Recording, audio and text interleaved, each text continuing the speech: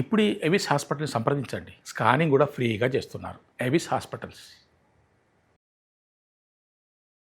నమస్తే రమగారు. నమస్తే జీ. రమగారు, భగవంతుడికి మనం ప్రతిరోజు పూజ చేసుకునేటప్పుడు ధూపం, దీపం, నైవేద్యం ఇవి ఒక వరుస క్రమంలో మాటలు కూడా అలానే వచ్చేస్తాయి. ధూపదీప నైవేద్యాలు సమర్పించుకుంటాం కదా. వీటి యొక్క ప్రత్యేకతలు ఏంటంటే కొన్ని సందర్భాల్లో కొన్ని చేయలేకపోతాం, కొన్ని చేయగలుగుతాం. ఏదో బాధ అనిపిస్తుంది, అమ్మో నేను ఈరోజు ధూపం వేయలేదు లేదా దీపం పెట్టలేదు, పోనీ నైవేద్యం పెట్టలేకపోయాను, ఏంటి ఎందుకు ఇట్లా అయిపోయింది, ఎందుకు చేయలేకపోయాను అట్లా అనిపిస్తూ ఉంటుంది కదా. ఖచ్చితంగా ప్రతిదీ పెట్టుకోవాలి, బట్ కుదరకపోతే ఏంటి పరిస్థితి? దండం పెట్టడమే శ్రద్ధగా. మామూలుగా షోడశోపచారాలు చెప్తాను జయ. 16 ఉపచారాలు చేస్తారు భగవంతుడికి. 16 ఉపచారాలు చేయలేకపోతే పంచోపచారాలైనా చేయమంటారు. అవి ఇప్పుడు నువ్వు చెప్పిన ధూపం, దీపం, నైవేద్యం, పుష్పము, నమస్కారము. ఒక్కోసారి పువ్వులు ఉండవు, హృదయ కుసుమాన్ని సమర్పిస్తాను దేవుడికి. నైవేద్యం లేదు, అవేవో లేవు, వంట చేయలేదు, చిటికెట్ పంచదార, చిన్న బెల్లం ముక్క, ఒక అరటిపండు, కొబ్బరికాయలు అవి కొట్టగలిగితే మంచిది. అరటిపళ్ళు ఉన్నాయి, ఓ పండు పెట్టు, ఏదో పండు ఉంది ఏదో ఒక పండు పెట్టు, ఖర్జూరాలు ఉన్నాయి అవి పెట్టు. కానీ ధూపానికి దీపానికి ప్రత్యామ్నాయాలు లేవు. ధూపం ధూపమే, దీపం దీపమే. ఒకవేళ నువ్వు దీపం కూడా పెట్టలేవు, దీపాలు మీ ఇంట్లో అలవాట్లేదు, ధూపం సమర్పించవచ్చు స్వామికి. ఈ ధూపం అనేది సాధారణంగా అందరూ చేసేదే చేయాలి. కొన్ని చోట్ల చైనాలోను అక్కడ కొన్ని దేశాల్లో కూడా ఈ పద్ధతి ఉంది. ధూప సమర్పణ, ఒక అగరబత్తి వెలిగిస్తారు వాళ్ళు కూడా. ఏంటంటే గాలిని పవిత్రం చేసే ప్రక్రియ అది. మనం ఎక్కడ దేవతారాధన చేసుకుంటున్నామో అక్కడి గాలిలో ఉన్నటువంటి అపవిత్రతను తొలగించడం, నెగిటివ్ ఫోర్స్ను తొలగించడం, అది మనం తొలగించి భగవంతుడికి సమర్పిస్తున్నాము. చాలా పనిచేస్తుంది ధూపం. పొద్దున కూడా దీపారాధన చేసుకుంటారా, సాయంకాలం ఏం చేస్తారు, ఇళ్లల్లో ధూపం వేస్తాం. మనకి ఒట్టి దేవుడికే కాకుండా ఇంట్లో ఇళ్లల్లా ధూపాన్ని చూపించడం కూడా మన పద్ధతిగా ఉంటుంది. నెగిటివ్ ఎనర్జీస్ ని బయటికి తోసేస్తుంది. ఇందులో వాడేవి సాధారణంగా ఏం వాడతారు, అగరబత్తులు వాడతారు, అగరు, సాంబ్రాణి వాడుకుంటాం, గుగ్గిలం వేస్తారు, గుగ్గిలం వేస్తారు కదా, ఇవే కనపడతాయి. ఇవి కాకుండా ఇంకేం చేస్తారు, ఆవు పిడకలు అలాంటివి వాడతారు. ఇవన్నీ కూడా పవిత్రమైన వస్తువులు, వాతావరణాన్ని శుద్ధి చేసేవి, మానవ శరీరాలకి ఏ రకంగానూ కీడు చేయనివి, ఇట్లా వాడతారు. మళ్ళీ ఇది కూడా ఇంత ధూపం అసలు ఊపిరాడనట్టుగా అట్లా దేవుడికి వేయకూడదు, మనము ఇంట్లో వేసుకోకూడదు. కానీ ఖచ్చితంగా ధూప సమర్పణ చేయాలి. దేవతార్చన అనగానే దీపం ఎంత ఇంపార్టెంటో, మనలోని జ్ఞానాంధకారాన్ని పోగొట్టడానికి దీపాన్ని చూపించాలి. ఈ మనం ఉన్న వాతావరణాన్ని పవిత్రం చేయటం కోసం, నెగిటివ్ ఫోర్సెస్ని బయటికి పంపటం కోసం ధూపాన్ని కూడా చూపించాలి. అంటే అది అగరబత్తి అయినా పర్వాలేదు, లేదా అగరబత్తి అయినా పర్వాలేదు, సాంబ్రాణి అయినా పర్వాలేదు. ఆ సాంబ్రాణిని మీరు ఏ విధానంతో వేసుకుంటారో ఏదైనా పర్వాలేదు. ఇందులో ఏంటంటే రసాయనాలు వాడినవి కాకుండా జాగ్రత్తగా ఇందులో ఏం వాడుతున్నారు అనేది గమనించండి. సేంద్రియ ఉత్పత్తులకి వెళ్ళండి.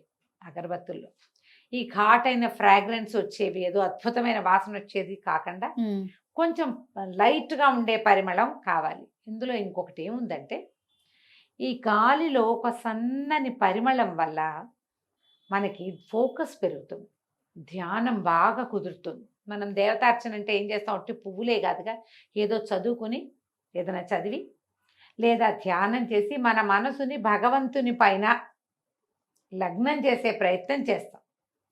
ఆ ప్రయత్నానికి ఈ ధూపం సహాయం చేస్తుంది. ఓకే, గాల్లో ఒక సన్నటి పరిమళం అంతా అలుముకుంటుంది, నిదానంగా వెళ్తుంది, ఒక పవిత్రమైన భావన వస్తుంది. ఫోకస్ చేయడానికి ఇది ఉపయోగపడుతుంది. మళ్ళీ ఇందులో ఘాటైన వాసనలు అవి ఉన్నాయి అనుకో, అవి మనల్ని డిస్టర్బ్ చేయొచ్చు. అందుకని వాటికి వెళ్ళకుండా సన్నని పరిమళం ఉండాలి, ఘాటైన వాసన కాదు. పైగా ఈ అగరత్తులకి షెల్ఫ్ లైఫ్ పెంచడం కోసం ఎక్కువ రసాయనాలు వాడతారు, వాటికి వెళ్ళబోకండి. చూసి కొనుక్కోండి ఏవైనా. ఇవి ఇంట్లో కోన్లలో దొరుకుతాయి, మనమే పొడిగా వేసి పొడిని వేయటము. ఈ పొడి వేసామనుకో ఒక్కసారి వస్తుంది మొత్తం ధూపం, స్వామికి సమర్పించేస్తాం, అదంతా బయటకు వెళ్ళిపోతుంది. కానీ దాని తాలూకు పరిమళం సన్నగా ఒక తెరలాగా అలుముకొని గదిలో ఉంటుంది.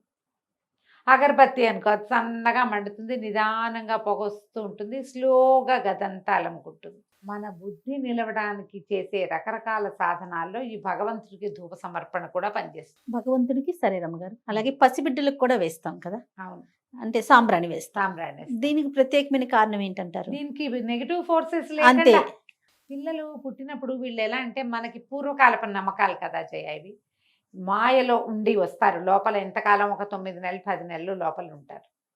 వీళ్ళు బయటకు వచ్చాక 6 నెలల పాటు వీళ్ళకి, పిల్లలకి, ప్రతి వాళ్ళకి కూడా పూర్వజన్మ స్మృతులు ఉంటాయి. అవునట. అందుకే నిద్రలో ఏడుస్తారు, నిద్రలో నవ్వుతారు. అవును. బాగా అంటే ఈ ప్రపంచానికి సంబంధించని వేరే అలౌకికమైనది ఒకటి ఉంటుంది. ఆ, ఈ వాళ్ళ చుట్టూతా కొన్ని రకాల ఏమంటారు ఈవిల్ స్పిరిట్స్ లాంటివి వీళ్ళ చుట్టూతా రావడానికి అవకాశం ఉంటుందట. అందుకని ధూపం వేస్తే వాటిని పోగొడతామని ఇట్లా చేస్తారు. ఇవి నమ్మకాలే. అదే పసిబిడ్డలు ధూపం ఏంటో మనమే చేస్తాం, అందరు ఎవరేస్తారు? అదే కదా, ఎవరు అది వేయరు. మన నమ్మకం. మన నమ్మకం, మన ప్రాంతపు ఆచారంగా ఉంటుంది. ఇప్పుడు ఎవరేస్తున్నారో మా ధూపాలు, డాక్టర్లు స్నానం కూడా చేయించద్దు అంటారు కదా. అవును రమ్మగారు. వాళ్ళు అలికిగా పుట్టారు, పిల్లలు అల్పంగా పుట్టారు, వెయిట్ లో అండర్ వెయిట్ ఉన్నారు, నలుగు పెట్టద్దు, నలుగు పెట్టద్దు, నూనె రాయద్దు, బొట్టు పెట్టద్దు, బోనం పెట్టద్దు, పొగలు గీగలు వేయకండి. ఇప్పుడు ఈ పొగ వేసేవాళ్ళు వీళ్ళు ఏం చేస్తున్నారు, ఇది వరకు బొగ్గులు వెలిగించి సాంబ్రాణి వేస్తే పొగ, ఇప్పుడు అట్లా కదా ధూప్ స్టిక్ వెలిగిస్తారు. అందులో ఏమున్నాయో డాక్టర్లను అనకూడదమ్మా, వాళ్ళు తెలిసే, వాళ్ళు ఇందులో ఉన్న ప్రమాదాలు చూసే అవును ఈ ధూప్ స్టిక్ చూపిస్తారు. ఆ ధూప్ స్టిక్స్ ఏం సేఫ్ కాదమ్మా.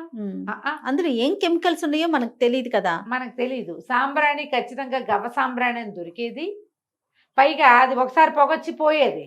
అవును. ఇదట గదట వస్తూనే ఉంటుంది అరగంట సేపు. అవును. అది అస్సలు సేఫ్ కాదు కదా. అందుకని వాళ్ళు వద్దంటున్నారు. మనకి తెలివిగల పనులు అవి పోయినాయి అంటే తాపీగా ఓపిక్గా చేసే పని మానేసాం మనం. చిటుక్కున అయిపోవాలి ఏదైనా, రెడీమేడ్. అన్ని రెడీమేడే.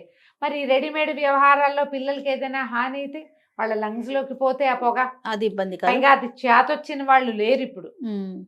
పిల్లలకి పొగ బారకుండా, ముక్కుల్లోకి వెళ్ళకుండా, వాళ్ళ ఉక్కిరి బిక్కిరి కాకుండా చేయగలిగే కెపాసిటీ ఉన్న జనం లేరు.